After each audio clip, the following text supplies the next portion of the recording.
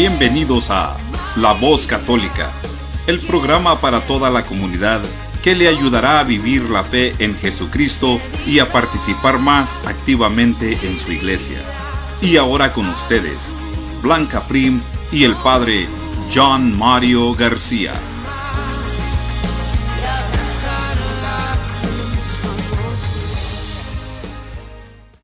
Muy buenos días, queridos hermanos y hermanas. Les deseamos una feliz Pascua de Resurrección a cada uno de ustedes. Bienvenidos esta mañana a La Voz Católica. Los saludan Blanca Prim y el Padre John Mario García, quien está de vuelta con nosotros. Buenos días, Padre. Buenos días, Blanca, y a todos ustedes, querida familia. Me alegra nuevamente estar aquí con ustedes, saludarlos con gran alegría y agradecerles también por permitirme acompañarlos en cada rincón donde se encuentren, en sus hogares, en sus trabajos, en todos los lugares del mundo donde nos escuchan. Bienvenidos a todos a nuestro programa La Voz Católica. Hoy estamos muy alegres porque el Señor está vivo, el Señor ha resucitado. Y es esta gran noticia de la Pascua la que estaremos profundizando el día de hoy, así que no se vayan. Muy bien, queridos hermanos, vamos a ponernos en las manos de Dios como siempre lo hemos hecho, principalmente en Él, que es todo. Vamos a iniciar nuestro programa en nombre del Padre, del Hijo y del Espíritu Santo. Amén.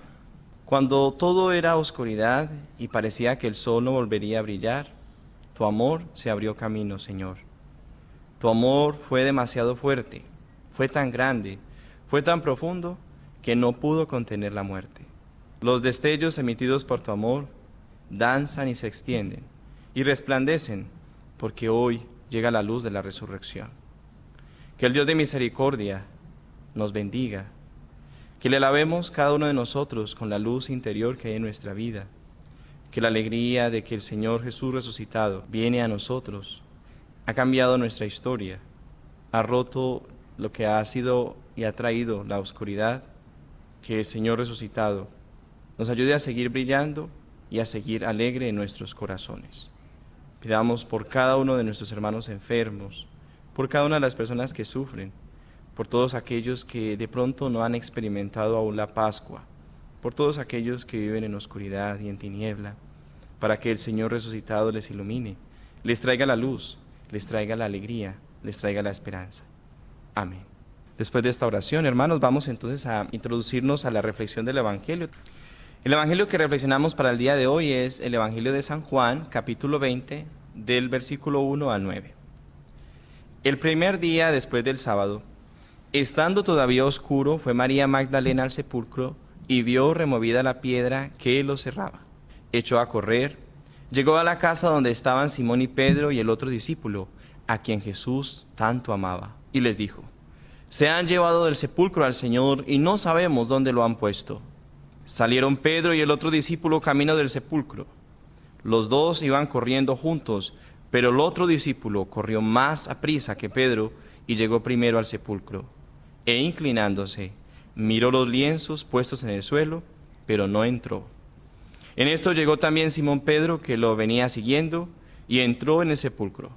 Contempló los lienzos puestos en el suelo y el sudario, que había estado sobre la cabeza de Jesús, puesto no con los lienzos en el suelo, sino doblado en el sitio aparte.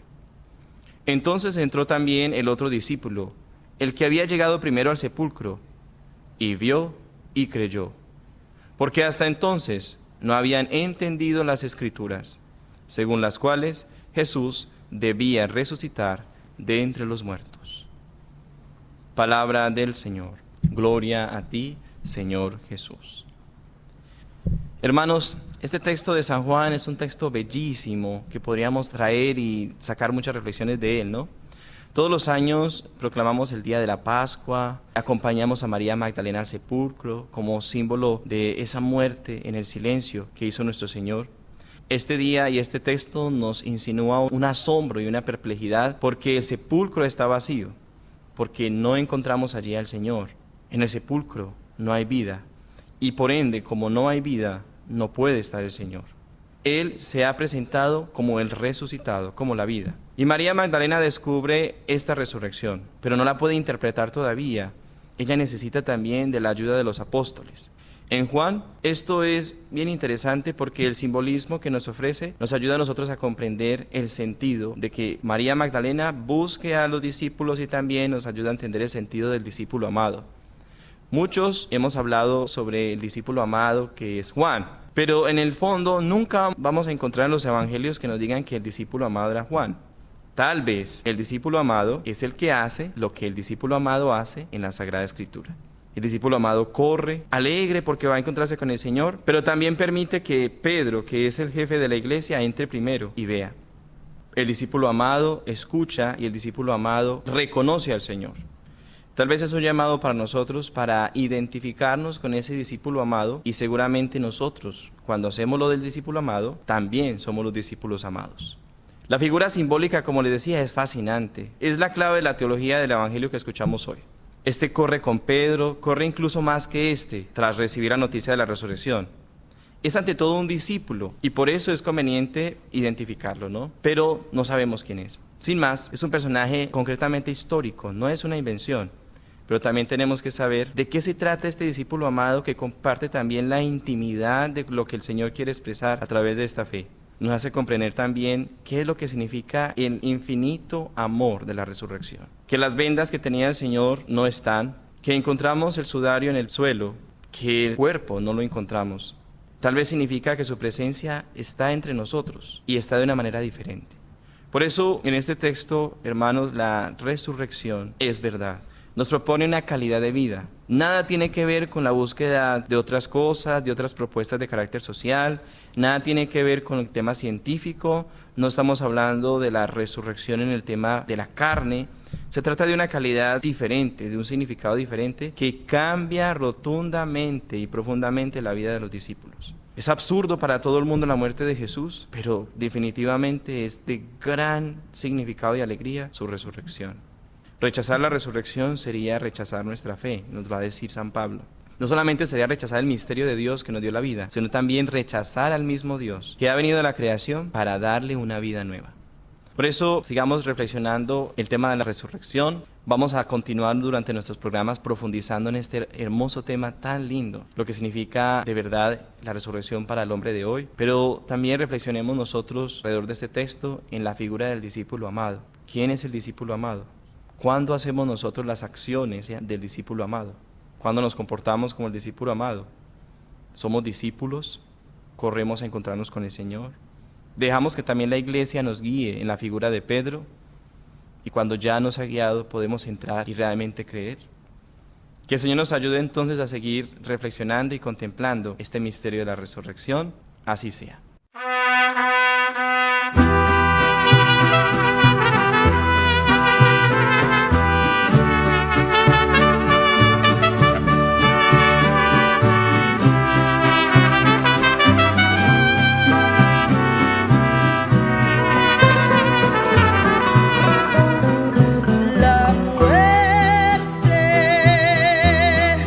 ¿Dónde está la muerte?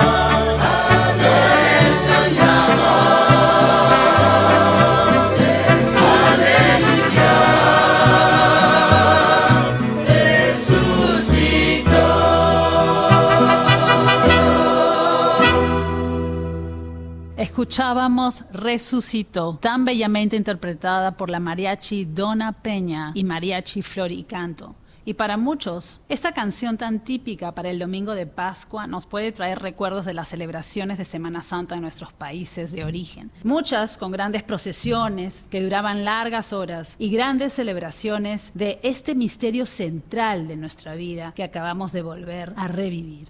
Padre John Mario, el Señor ha resucitado y estamos alegres. ¿Nos podría explicar por qué debemos estar alegres y cómo es esa alegría?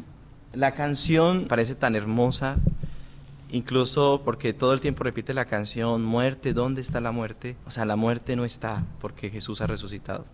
Hablando en el tema de la alegría de la resurrección, de la Pascua, la alegría para el cristiano es que hay una esperanza. O sea, como lo hemos dicho en otras ocasiones, esta vida no termina aquí, sino que hay algo más que el Señor nos mostró con su resurrección.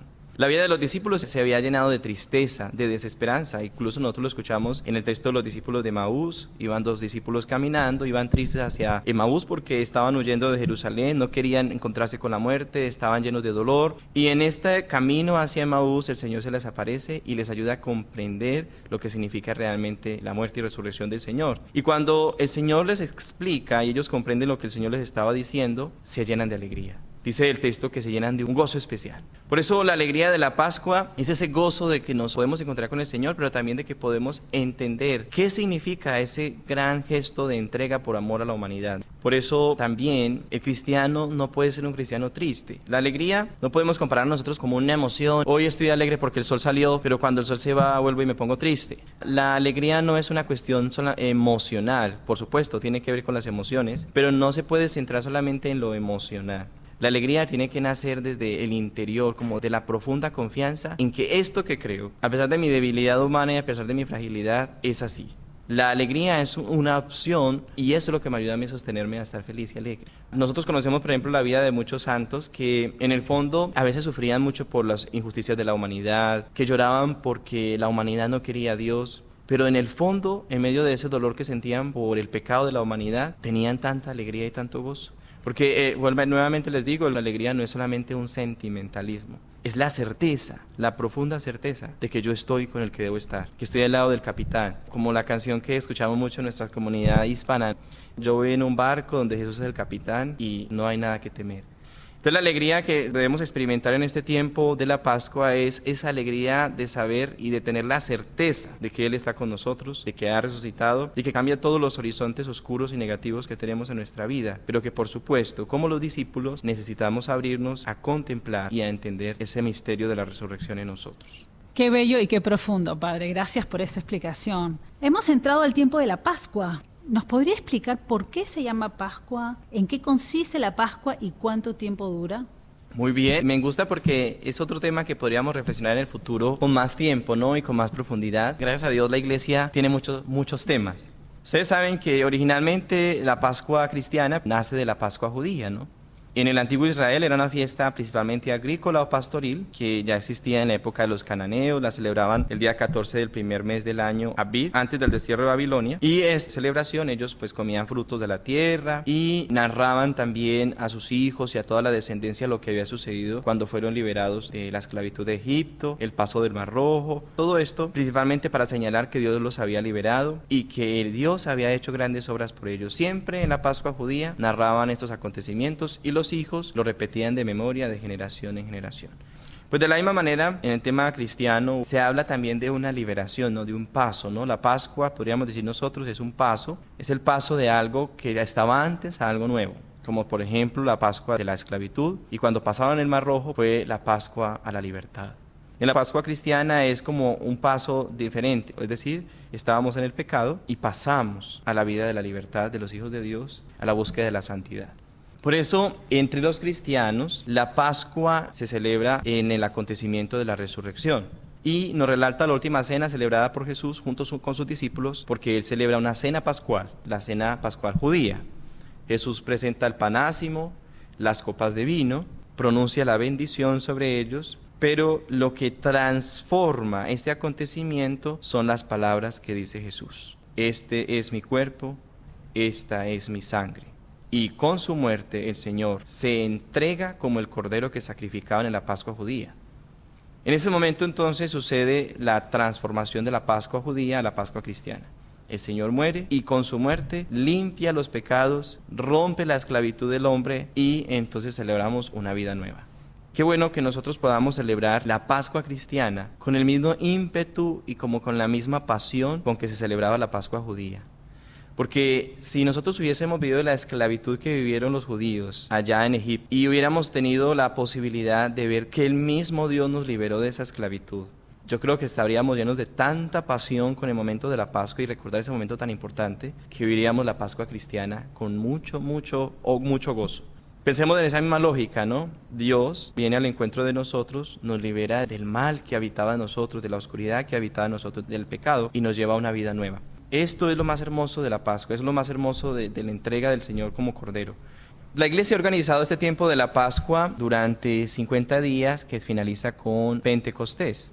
Pero la octava de la Pascua, de la que vamos a hablar más adelante, solamente se toma como un día y en general entonces sería 50 días.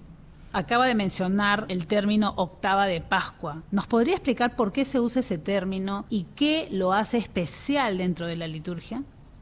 Muy bien, Blanca. Con el Domingo de Resurrección comienzan los 50 días del tiempo pascual que concluye en Pentecostés, como les decía. La octava de Pascua se trata de la primera semana de la cincuentena, que se considera como si fuera un solo día. Es decir, el júbilo del Domingo de la Pascua se prolonga por 8 días seguidos. Es como cuando hacemos la fiesta en nuestras comunidades mexicanas, que la fiesta dura 1, 2, 3 días, hasta que ya no estemos bien borrachos, entonces no se termina la fiesta.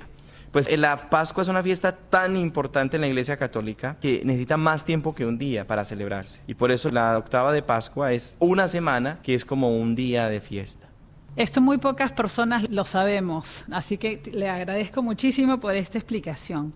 Siguiendo nuestra conversación, ante los estándares del mundo, cuando pensamos en nuestra fe y en lo que creemos, hablar del tema de la resurrección es un tema que para quien no tiene fe, creo que es una causa de escándalo, ya que el cristianismo es la única religión en donde primero Dios se abaja y se hace hombre, y luego muere, pero vence, aniquila la muerte en la resurrección. ¿Qué nos dice a nosotros esto de Dios? ¿Y cómo nos podemos acercar a este misterio para aceptarlo y asumirlo en nuestra vida? Ese es un tema bien hermoso también. Yo creo que todo lo que tratamos aquí es bien lindo, bien hermoso y espero que le sirva a nuestra comunidad para fortalecer también su fe y profundizar en ella. Este tema de la resurrección también va a ser un tema que vamos a profundizar en los otros programas, pero cabe decir que si ustedes se han dado cuenta o han visto programas o han leído libros, hay mucha polémica alrededor del tema de la resurrección y principalmente desde el momento en que el Señor se encarna, ¿no? Dios se encarna, desde el momento que se hace hombre hay también polémica, del momento en que muere y para qué muere y pero también el tema de la resurrección. Cuando hablamos del tema de la resurrección, podríamos tener muchas respuestas, ¿no? Y hay una dificultad al hablar de la resurrección porque, dado de que el hecho de anunciar la resurrección cristiana, anunciamos algo que ninguno ha vivido y ha regresado para contar.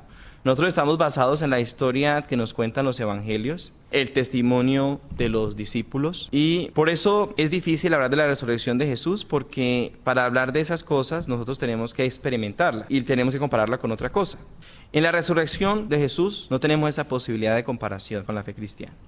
Se dice que volvió a la vida, como por ejemplo volvió a la vida con Lázaro, pero Lázaro volvió a la vida, a esta vida, y siguió viviendo en esta vida, mientras que en la resurrección de Jesús, Jesús resucitó, pero no de la manera como nosotros hemos pensado que volvió a esta vida en carne y hueso. Por lo tanto, en la resurrección no podemos decir cómo es y cómo puede ser eso de que un hombre esté viviendo la misma vida de Dios, porque en eso consiste la resurrección de Jesús, que Jesús comenzó a vivir la misma vida de Dios, porque eso nos desborda, es un misterio. En los evangelios podríamos imaginar cosas como lo que ellos narraban en los evangelios, podríamos deducir otras cosas, pero podríamos imaginarlas mal. Por eso necesitamos la ayuda del magisterio de la iglesia. Los evangelios afirman que alguien resucitó, Jesús. Es una persona concreta que vivió y estuvo históricamente en la tierra. La moderna teología nos dice entonces que Jesús murió por vivir como ha vivido. No es que Jesús se lanzó a la muerte y fue allá, vengan, mátenme porque yo soy el Hijo de Dios, o vengan, hagan conmigo lo que quieran. No. Jesús recibió esto porque como vivió fue el resultado de su vida. Jesús se lanzó a ser justo, defendió a los pobres, desveló toda la maldad que había entre la comunidad de ese momento que atacaba la ley. Y en este sentido Jesús hizo merecedor de una muerte por vivir como vivía. No es como dicen otras explicaciones anteriores, que Dios necesitaba una víctima inocente para aplacarse, que es un enfoque un poco como griego, ¿no? El deseo de los dioses de obtener sangre y dolor a cambio de la muerte de otros. No, nada de eso. Jesús murió por vivir como había vivido y resucitó precisamente porque había vivido de esa manera y había muerto de aquella manera. O sea que la resurrección de nuestro Señor, en primer lugar, tiene que ver mucho con lo que hizo y vivió. Y es la misma lógica que pasa con nuestra vida cristiana. Como vivimos, morimos. Y como morimos, resucitamos. Es muy importante tener esto en cuenta a la hora de ver algunas cosas que vamos a reflexionar más adelante en los programas, ¿no? Para ver el significado de lo que realmente es la resurrección. Hemos de saber que a la resurrección nunca llegaremos por nuestras propias fuerzas, por alguna deducción que hagamos nosotros. La resurrección solamente se puede llegar si el resucitado se manifiesta, y el resucitado se manifestó. En el Nuevo Testamento lo deja muy claro. En él la expresión que encontramos muchas veces es, ellos vieron, ellos lo vieron.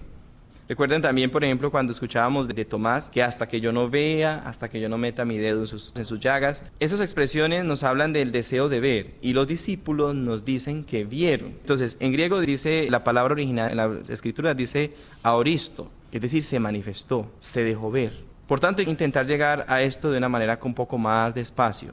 Tenemos testigos del acontecimiento. Y eso es lo que le empieza a dar veracidad al tema de la resurrección. ¿Que cómo fue? Que si fue que su cuerpo resucitó, que si no resucitó, que si está con nosotros, que si encontramos el cuerpo de Jesús en la tumba. Pues desde esa óptica no tiene sentido la resurrección que Jesús quiere expresar. Tenemos entonces que recopilar el testimonio de los discípulos y empezar a descifrar qué es lo que ellos quieren decir. Hay que decirlo sin miedo y tranquilamente que los evangelios concluyen la narración con apariciones que son históricas. Los apóstoles fueron históricos y por eso ellos no se van a inventar el hecho de que vieron al Señor, de que vino con ellos, de que comió, de que estuvo allí. Por ejemplo, en el evangelio de Lucas nos dice que el Señor tenía cuerpo, que comió, pero también nos dice que traspasó las paredes. Esto es algo que nosotros no podemos comprender. ¿Cómo es que come, pero también traspasa las paredes?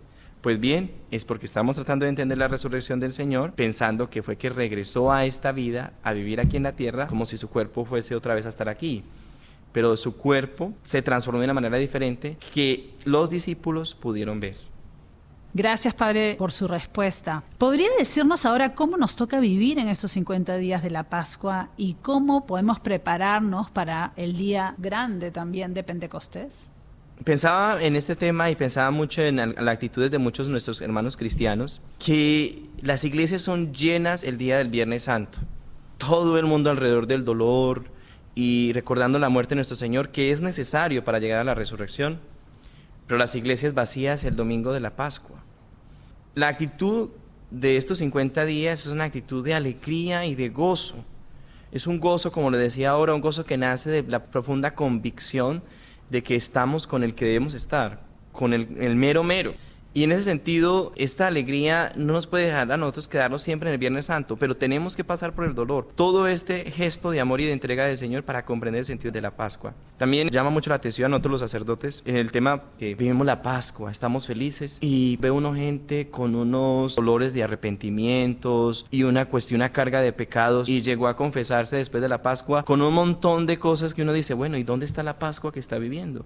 Entonces pienso yo que es un contraste del cristiano en medio de la alegría del Señor resucitado. No logramos comprender el misterio como los discípulos, que en algún momento se encierran, se entristecen y se quedan en el Viernes Santo, se quedan en la muerte del Señor, pero no nos identificamos con el discípulo amado que sale corriendo al encuentro del Señor y cuando lo ve, yo creo que el gozo tan grande que siente Pedro, siente María Magdalena, siente el discípulo amado, cuando ve al Señor, esto es una cuestión inmensamente grande, cuando uno tiene realmente fe. Yo pienso que vivir este tiempo de Pascua es que tenemos que vivirlo con el gozo y con la alegría de hacer cambios en nuestra vida, también con la alegría, por ejemplo, de propósitos. Qué importante es esa alegría. A veces la olvidamos muy frecuentemente, pero bueno, vamos a tener 50 días para ejercitar esa alegría bien fundada en la resurrección del Señor. Tengo otra pregunta que seguramente muchos nos hemos hecho. ¿Por qué se usan los huevos de Pascua y los conejos como símbolos de este tiempo dentro de nuestra sociedad? Se remonta un poco a la prehistoria, ¿no? En la era del hielo volvían las aves en el tiempo de primavera y traían los huevos a la gente y era el momento en que podían comer bien. Era la época como de la fertilidad. En las creencias judías ellos no usaban los huevos, pero se ha vuelto una tradición porque su simbolismo nos ayuda a nosotros a recuperar o a entender la fertilidad, la abundancia que viene en el momento de la primavera y que la Pascua se da en el mismo tiempo de la primavera. O sea que en el cristianismo se usan los huevos, aunque esto no es una doctrinal, solamente son tradiciones y tradiciones bonitas. Los huevos de Pascua que intercambiamos nosotros los cristianos como una tradición sencillamente, pues nos ayuda a nosotros a comprender el sentido de la fertilidad, la alegría, el dulce que traen los huevos es el dulce de la Pascua, el dulce de compartir, el pasar de dejar la penitencia, ya no podíamos comer la carne.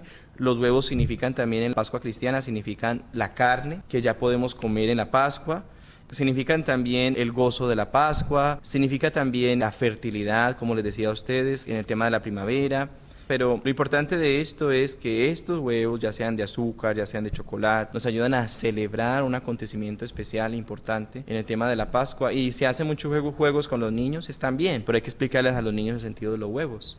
Gracias, Padre. Bueno, amigos, como siempre el tiempo se cumple y hemos llegado al final del programa. Les recordamos que se suscriban a nuestro canal de YouTube buscando Diócesis de Knoxville para escuchar este y nuestros programas anteriores. También les pedimos que le den un like o me gusta a nuestra página de Facebook La Cosecha DOK. De esta manera se pueden conectar con nosotros y con los futuros eventos que vamos a realizar. También pueden hacernos sus preguntas llamando a nuestra oficina al 865-637-4769. Que pasen un lindo y feliz domingo de Pascua y hasta la próxima semana en La Voz Católica. Hasta la próxima semana, amigos. Voy a darle la bendición a todos ustedes y también a bendecir a sus seres amados donde quiera que estén. Que el Señor esté con ustedes y con tu espíritu. Y la bendición de Dios Todopoderoso, Padre, Hijo y Espíritu Santo, descienda sobre todos ustedes y los acompañe siempre. Amén. Señor, toma mi vida nueva, antes de que la espera desgaste años en mí. Gracias por escuchar nuestro programa La Voz Católica, auspiciado por la Diócesis de Knoxville y la Parroquia Santo Tomás Apóstol de Lenoir City. Los invitamos a escucharnos el próximo domingo por esta misma estación y a la misma hora. Recuerde, usted puede ser el rostro y las manos de Cristo para los demás. Hasta pronto y que Dios lo bendiga. Donde falte la esperanza, donde falte la alegría, simplemente por no saber de ti.